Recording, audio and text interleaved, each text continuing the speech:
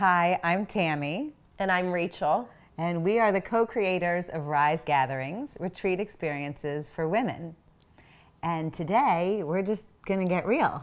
We're gonna get real. The dog jumped into the shot and This we is my were boy. like, this is just real life.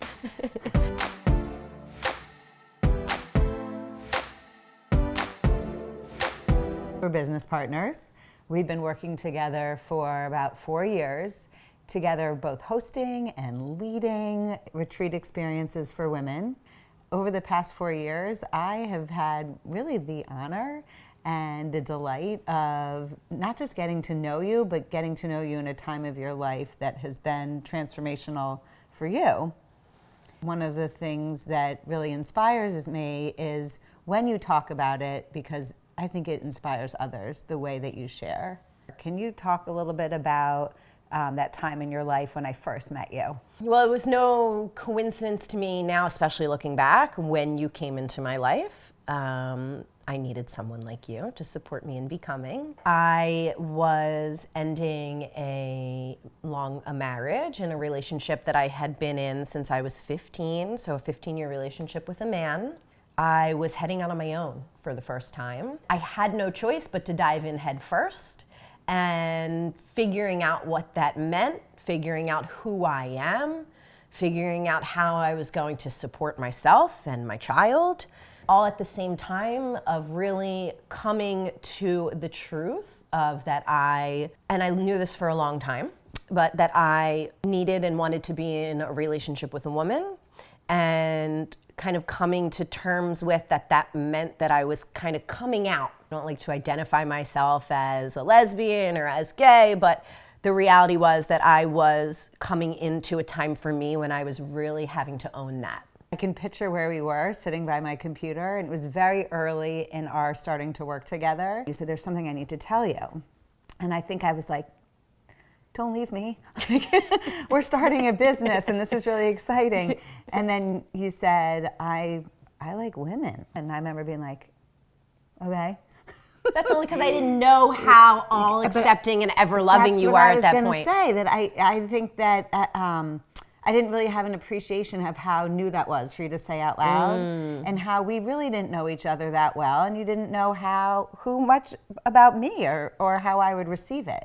We were introduced to each other by a mutual friend on a coffee date and decided to move forward with a business idea to be doing retreats. We didn't have a long shared history. No, we didn't know anything about each other. What you just said about saying it out loud and apprehension about labels and how you say it to the world, how has that changed for you, if at all, or what has that been like for you? I didn't feel that there was much opportunity in my life prior to these moments to feel like I could be truthful with myself and with other people that I was even close with.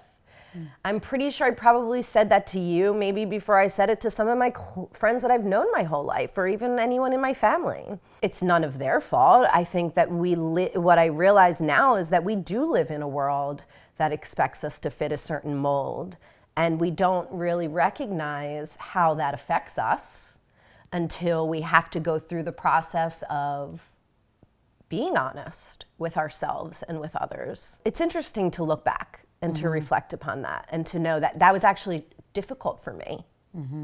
But I appreciate that you've given me the space to feel safe enough to be completely honest with myself and with people, and to practice that. Because the more you practice it, the easier it gets. What was the second part of your question? It doesn't matter, because I have a new one. Because I'm thinking about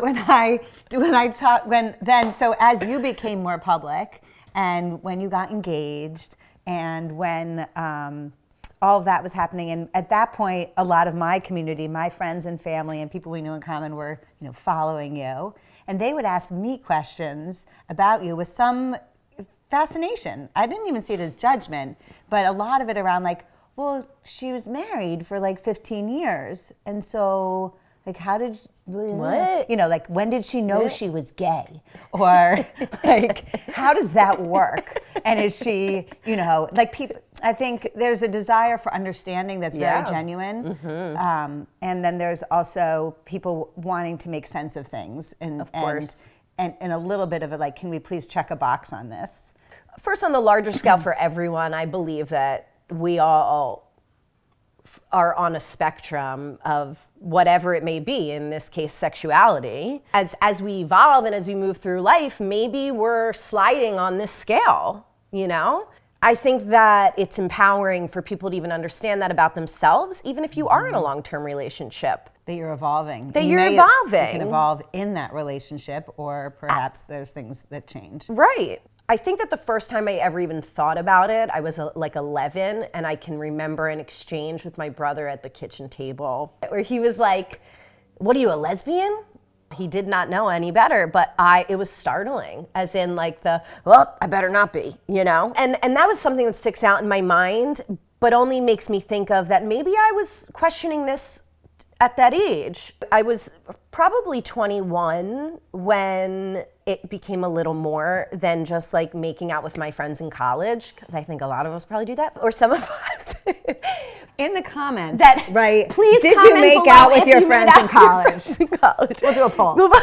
It became more than that when I would just be in times with myself, like in my inner self, where it was kind of screaming at me, and I was struggling with making sense of it. Did I want to be with a woman, but I was in a relationship with a man? But this is the reality of it. But it didn't mean that I still wasn't struggling with this inner thought and trying to weigh all of these options within myself. It took me till 30 then to leave to leave the marriage and to get that real with myself, still not even being that sure, but still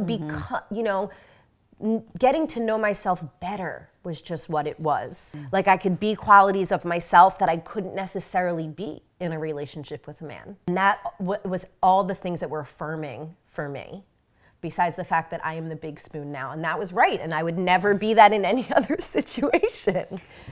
But the yes. Big spoon meaning you spoon tink. Right. Got it. I didn't know if that was lingo. I didn't understand. Oh, no, that's not spoon. Like this. And I'm like, well, maybe I'm the little fork. I don't know. Okay. So you said I had to go inward.